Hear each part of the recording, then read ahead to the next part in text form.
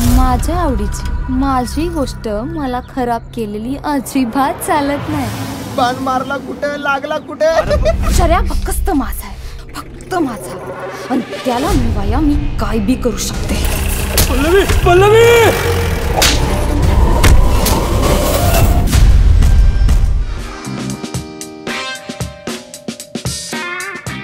नमस्कार, मी दिग्दर्शिका सुचिता शब्बीर। काय झालं कळना हा आमचा मराठी चित्रपट 20 जुलैला संपूर्ण महाराष्ट्रामध्ये प्रदर्शित होतो आहे आणि त्यानिमित्ताने मी आज आमच्या कलाकारांची संपूर्ण टीम घेऊन तुमच्या भेटीला आलेली आहे। आणि मी आता यांची ओळख करून देते। संजय खापरे सरपंचाच्या भूमिकेमध्ये निगेटिव्ह आणि बऱ्याच शेड म्हणजे निगेटिव्ह कम पॉझिटिव्ह शेड असलेले हे कॅरेक्टर आहे। स्वप्नील काळे जो आमचा हिरो आहे, शरद वारांगे, आणि ही आहे गिरिजा प्रभू आणि ती हिरोईनच्या पल्लवीच्या भूमिकेमध्ये आहे। श्रद्धा सुर्वे, आणि तिने प्राजक्ता हे कॅरेक्टर बऱ्याच शेड्स पॉझिटिव्ह आणि निगेटिव्ह शेड्सचं केलेलं आहे। हा बबन वारंगे, आणि त्याने एक धमाल कॉमेडी आणि एक जीवलग मित्राचा उत्तम रोल आमच्या चित्रपटामध्ये केलेला आहे, जो तुम्हाला बघायला मिळेल।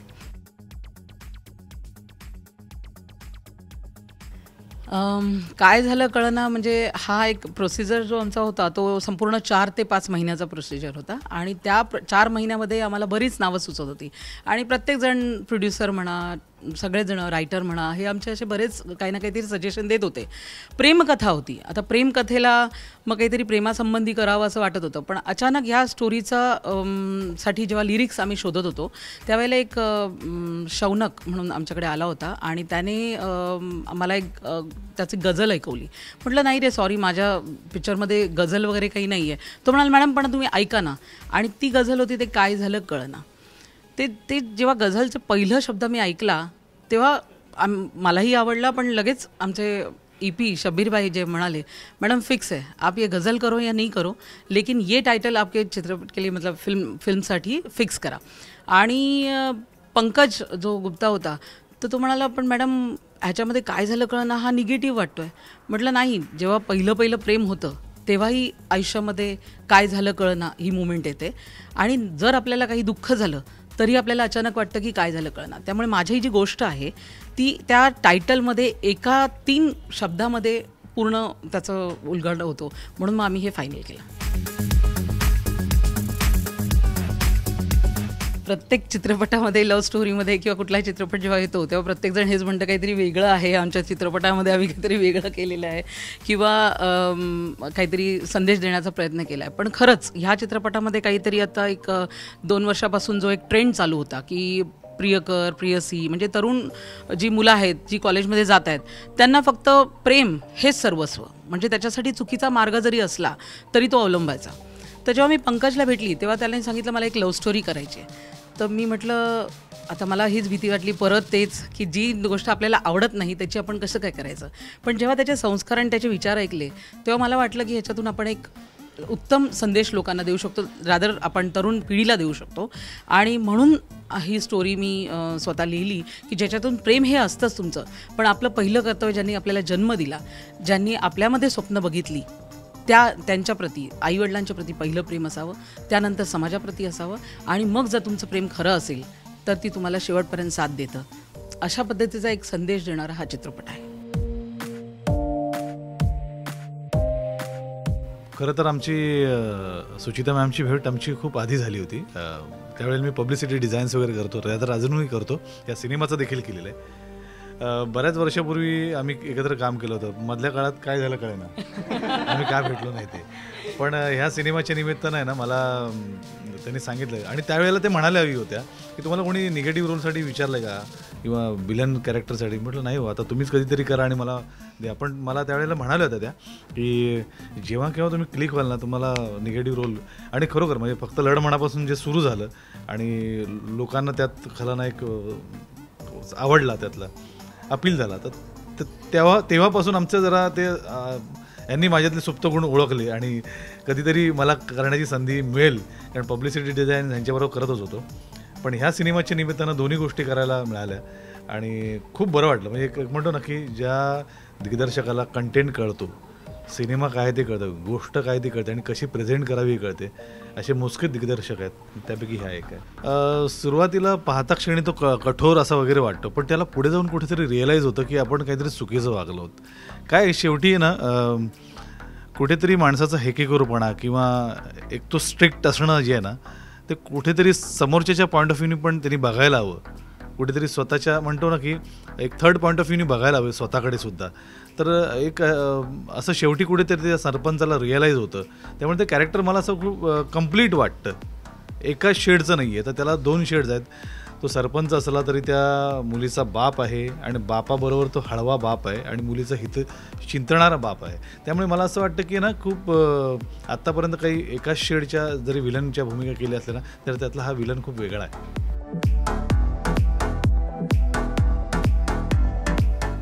भूमिकेबद्दल सांगायचं तर एक गावचा साधा मुलगा शर्या ज्याचं नाव आहे आणि त्याची स्वप्न साधी आहे, त्याचं कुटुंब साधं आहे, त्याची प्रेम करण्याची पद्धत पण साधी आहे. पण कधी कधी आपल्यासमोर काय वाढून ठेवलेलं असतं आपल्याला कळत नाही. त्यावेळी असं होतं काय झालं कळना असं होतं. पण तो जितका हळवा आहे, जितका लोकांना मदत करण्यासाठी तो नेहमी पुढे येत असतो, तितका तो त्याच्या एका पॉईंटला तो काही कठोर डिसिजन्स पण घेतो की हां आपल्याला जर प्रेमामध्ये डेडिकेशन हवं आहे ना, तर आपल्याला हा निर्णय घ्यायला हवा, मग सिच्युएशन काही असो. तर तसं ते कॅरेक्टर आहे आणि तुम्हाला त्याच्या शेड्स दिसतील की हळवा आहे, मदत करणारा, आणि तो कठोर जो निर्णय घेतो आणि तो निर्णय पॉझिटिव्ह असतो. म्हणजे कितीही सिच्युएशन खचलेली असली, माणूस खचलेला असला, त्याच्यात पण पॉझिटिव्ह कसा विचार करायचा ते शर्या तुम्हाला शिकवून जातो. असं शर्याचं कॅरेक्टर आहे. मी पल्लवीची भूमिका साकारली आहे. जसं शर्या हा गावातला एकदम साधा असा मुलगा आहे, तसंच पल्लवीसुद्धा एक सामान्य घरात वाढलेली अशी मुलगी आहे आणि खूप साधी भोळी अशी आहे आणि समजूतदार आहे. आणि ही भूमिका साकारताना मला खूप छान वाटलं. नक्कीच मला पल्लवीकडून खूप शिकायला मिळालं. म्हणजे मला गिरिजा म्हणून खूप इम्प्लिमेंट करता येईल की आपल्याला आयुष्यात असं होतं की आपल्याला काय करायचं कळत नाही आणि तेव्हा आपण असं होतं की खचून जातो. मग आपण विचार नाही करत की पुढे काय करायचं आहे, आता झालं ते झालं, पुढे काय करायचं. तर ह्यातनं आपल्याला डिसिजन्स घ्यायला आपण स्ट्रॉंग होतो. ते झालं बाजूला ठेवून आपण पुढे काय करायचं, त्याच्यानंतर आपण स्वतःला सावरायचं, दुसऱ्यांना सावरायचं. तर हे मला खूप शिकायला मिळालं आणि मी ते इम्प्लिमेंट करते ॲज अ गिरिजा म्हणून. तर खूप छान एक्सपिरियन्स होता आणि सुचिता मॅमने आमच्याकडनं ते करून घेतलं. म्हणजे अगदी आमचं लुक टेस्ट झाली तेव्हापासूनच मॅम की हे कॅरेक्टर असं आहे, ते असं आलं पाहिजे आणि असं हवं. आणि म्हणजे जेव्हा आम्ही शूट करत होतो तेव्हासुद्धा मॅम आमच्याकडनं तसं करून घेत होत्या छान आणि त्या स्वतः दाखवत असल्यामुळे आम्हाला ते कॅच करणं पण सोपं होत होतं. आणि असे बरेच सीन आहेत, म्हणजे माझी एंट्री असेल तर ते मला जमत नसेल तर मॅम करून दाखवायच्या. तर खूप छान एक्सपिरियन्स होता मॅमसोबत काम करतानाचा. मी फर्स्ट टाईम मॅमबरोबर काम केलं. खूप छान एक्सपिरियन्स होता आणि म्हणजे त्यांची एनर्जी जी असते सेटवरती स्टार्ट टू एंड खूप एनर्जी असते. आम्ही सीन करून दमून जातो पण त्या खूप एनर्जेटिक असतात आणि सतत अरे आपण ह्याच्यात अजून काहीतरी करू शकतो, हे सुचले, आपण हे ट्राय करूयात, जसं होईल तसं होईल पण आपण ट्राय करूयात. आणि ते खूप छान पण व्हायचं, दिसायचं. सो खरंच ही क्वालिटी खूप छान आहे आणि म्हणजे असं काही प्लॅन्ड असं नाही. जे डायलॉग्स आहेत ती ओके आहेत बट अदरवाईज ठीक आहे, ही जागा खूप छान, याच्यावर आपण अजून काहीतरी करू शकतो. सो खूप छान. थँक्यू मॅम, थँक्यू मला पल्लवीची भूमिका साकारायला दिल्याबद्दल. थँक्यू. मी प्राजक्ता नावाची व्यक्तिरेखा साकारते. सरपंचांची मुलगी आहे ती. श्रीमंत आहे, लहानपणापासून लाडावलेली मुलगी आहे ती. जेवढी बडबडी आहे, हट्टी आहे, पण तेवढीच हळवी पण आहे वेळीच. आणि प्राजक्ताची बहीण आहे ती. खूप मजा आली प्राजक्ता साकारताना.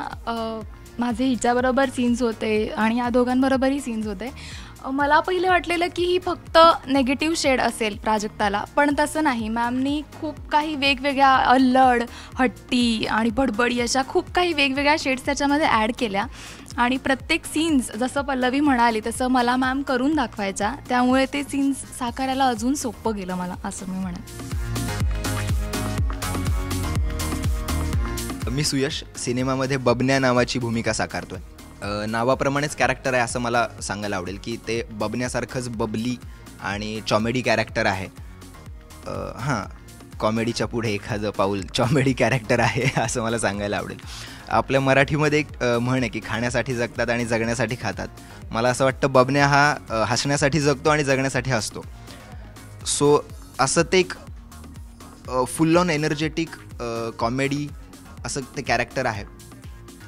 मॅमसोबत मी आधी काम केलं होतं राणी चित्रपटामध्ये. सो त्यांच्यासोबत काम झाल्यामुळे तो कम्फर्ट होता काम करण्याचा. खरंच पण ही खूप मोठी गोष्ट आहे. म्हणजे एखाद्या आर्टिस्ट रिपीट व्हावा म्हणजे कामाची पावती आहे खरंच. म्हणजे हो नाही, आणि मला हे सांगायला आवडेल की लास्ट टाइम एका इंटरव्ह्यूमध्ये मॅम म्हणाल्या होत्या की एकतर राणीमध्ये मी कम्प्लीट याचा कॉन्ट्रास्ट रोल केला होता. मी त्याच्यामध्ये सिरियस आणि असा मोठा भाऊ, थोडा त्याच्यावर जबाबदारी समजून घेणारा असा मी होतो. तो खरा चॅलेंजिंग रोल. नाही पण मी तो चांगला केला आणि मला तेव्हा मॅम म्हणाल्या लास्ट इंटरव्ह्यूमध्ये ते चॅलेंज तू स्वीकारत आणि सक्सेसफुल करून दाखव. तर त्या लास्ट इंटरव्ह्यूमध्ये म्हणाल्या की बिहाइंड द सीन मला त्यांनी पाहिलं होतं राणीच्या वेळी, आणि मग त्या बेसिसवर त्यांनी मला फोन केला या सिनेमासाठी की एक रोल आहे, तू करशील का. मी म्हटलं मला नक्कीच करायला आवडेल. आणि मग ही अशी काहीतरी अतरंगी भूमिका समोर आली. आणि मला असं वाटतं अतरंगी नाही, सप्तरंगी याचं या कॅरेक्टरचे कपडे पाहूनही तुम्हाला कळेल की हे किती कलरफुल कॅरेक्टर असू शकतं. हो म्हणजे ते कॅरेक्टर लिहितानाच ठरवलं होतं की हे कलरफुल, म्हणजे कॉस्ट्युम डिझाईन सगळं ते रेडी होतं कॅरेक्टर माझ्याकडे. वेगळं पावसात शूट करायचं काही गरज नव्हतं, गॉगलवरच रेनबो होता. इतके कलर रंग होते त्या गॉगलवर. मी फक्त एवढं लोकेशनच्या बाबतीत कोल्हापूर, आणि कोल्हापूर म्हटलं की जेवण, बाकी फिरून तिथे माझं फिरून तिकडे घेतो. नाही म्हणजे तोही एक मुद्दा आहे, नक्कीच आहे. कारण कोल्हापूरमध्ये जे काय आम्हाला प्रेम मिळालं, म्हणजे आता हे जे काय आहे ते आमचं कोल्हापूरचं प्रेम आहे. कारण मी कोल्हापूरला बरेच काम केलेलं आहे. म्हणजे माझ्या चित्रपटातलं एक किंवा 2 दिवसाचं शूटिंग तर कोल्हापूरला असतंच. पण त्याही व्यतिरिक्त मी एक सिरियल केली होती चक्रधर स्वामींवर, जी 8 वर्ष मी कोल्हापुरात केली. तर त्यामुळे तिथलं एक जसं माहेरघर होतं ना तसं झालं होतं. आणि जेव्हा हा सब्जेक्ट माझ्याकडे आला आणि तो मला म्हणजे आम्ही जेव्हा ठरवलं की तो रूरल असला पाहिजे, तो गावाकडची भाषा असली पाहिजे. मग जेव्हा आम्ही हे सगळं बोलताना तर ऑटोमॅटिकली लिहिताना ना ती एक गावाकडची भाषा म्हणजे जास्त काही, कारण मी मुंबईतली बॉर्न आहे, मुंबईतच मोठी झालेली असल्यामुळे मला गावाकडची भाषा जास्त येत नाही. मग माझं जे सेकंड माहेरघर मी म्हटलं, जिथे मी मोठी सिरियल केली 8 वर्षाची, जे होतं कोल्हापूर. त्यामुळे ती लँग्वेज आमच्या अंगवळी म्हणजे तोंडामध्ये ती होती. त्यामुळे डायलॉग लिहिताना करूया की, हो की, आणि ह्या सगळ्या गोष्टी ज्या गावरान होता तोच पॅटर्न लिहिला गेला. आणि तो पॅटर्न लिहिला गेल्यानंतर सातारा, कराड आणि कोल्हापूर हा तिकडची लँग्वेज असल्यामुळे मग ह्या 3 मध्ये मला चॉईस करायचं होतं. त्यामुळे मग ऑब्व्हियसली जिथे पहिलं प्रेम, जेव्हा माहेरघर, तर ते कोल्हापूर. कसं आहे की तरुणाईसाठी केलेला चित्रपट आहे, नक्कीच प्रेमकथा आहे. पण त्यावरूनही जास्त जे एक फॅमिलीने, संपूर्ण फॅमिलीने जाऊन बघावा आणि त्याचा आनंद घ्यावा, यासाठी चित्रपट बघा. 20 जुलैला काय झालं कळना. मी पुन्हा खाण्याचंच उदाहरण देतो. कारण कसं आहे, आज फास्ट फूडच्या जमान्यामध्ये सुद्धा किंवा जंक फूड असं सगळं चाललं आहे, सगळं वातावरण. माणूस कुठेही गेल्यानंतर ना हल्ली आज म्हणजे घरात गॅस असला तरी बाहेर जाऊन त्याला चुलीवरचं जेवणच लागतं, एक साधेपणा लागतो. आमच्या सिनेमाचा तो प्लस पॉईंट आहे. जरी आमच्या चित्रपटामध्ये टाकाटक गाणं असलं तरीसुद्धा आमचा सिनेमा एक सिम्प्लिसिटी आणि सरळ साधी गोष्ट सांगणारा सिनेमा आहे. सर्वांना आपलासा वाटणारा सिनेमा आहे. त्यामुळे मला असं वाटतं की बासू चॅटर्जी किंवा यांचे जे साधे सिंपल गोष्टी असलेले सिनेमे लोकांना अपील व्हायचे, असाच हा सिनेमासुद्धा तुमच्या मनात घर करेल याबद्दल शंका नाही. माझ्यामध्ये संजय दादांनी सगळं सांगून टाकले, आमच्यासाठी काही बाकी नाही ठेवलं. तरी त्यात ॲड करतो की एक निखळ प्रेमकथा, एक निखळ मनोरंजन करणारा चित्रपट तुमच्या भेटीला येतो 20 जुलैला. तर नक्की तुमच्या जवळच्या चित्रपटगृहात जाऊन बघा. काय झालं कळना. हो नक्कीच, सगळ्यांनीच सांगितलं आहे थोडं थोडं, आणि ते थोडं थोडं म्हणून ओव्हरऑल कवर झालेलं आहे. काय झालं कळना म्हणजे आपल्या आयुष्यात बऱ्याच असे प्रसंग येतात, आपल्याला कळत नाही काय झालं, आणि आपलं होतं काय झालं. तर तुम्ही ते पाहताना तुम्हालाही आठवेल की अरे हां, आपल्याही आयुष्यात असं घडलं आहे. आणि मग तुम्ही पण विचार करा, खरंच यार आपल्याही आयुष्यात घडून गेलं आहे असं, आणि आपल्याला कळालंच नाही. आणि ते सॅडही असू शकतं, हॅपी असू शकतं. हो, तो मगासपासून हसतोय.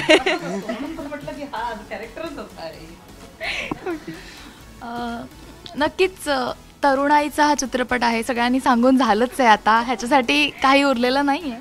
पण तरी काहीतरी याच्यासाठी बघा. हो. तर तरुणाईने बघावा असा, त्यांना खूप काही शिकवून जाणारा, प्रेम करावं पण त्याबरोबर त्यागही आलाच पाहिजे हे असं सांगणारा, ह्याच्यावरही याला हसायला येतं आहे. तर असा हा चित्रपट आहे. आपल्या परिवाराबरोबर सगळ्यांनी नक्की जाऊन बघा. काय झालं कळना. त्याचं घ्या, तेवढंच घ्या.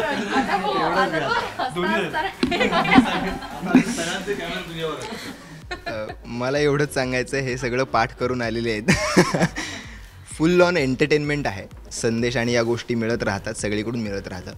पण हल्ली माणूस खूप एंटरटेनमेंटला ॲडिक्ट झाला आहे आणि असावं, कारण त्याच्या कामाच्या व्यापातून त्याला मिळावं. आणि फुल ऑन एंटरटेनमेंट आहे. तुम्ही नक्की जाऊन पहा.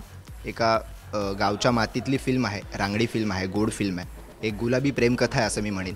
सो तुम्ही नक्की जाऊन पहा 20 जुलैला. तुमच्या महाराष्ट्रभर तुमच्या सगळ्या आणि सिनेमागृहात पहा असं मी सांगेन. 20 जुलैला गुलाबी लव्ह स्टोरी आहे आणि त्यासाठी गुलाबी नोट खर्च करून जायला लागेल. गुलाबी लव्ह स्टोरीला गुलाबी नोट खर्च करून जा आणि तुम्हाला सिनेमा नक्कीच आवडेल. 20 जुलैला येतोय काय झालं कळना.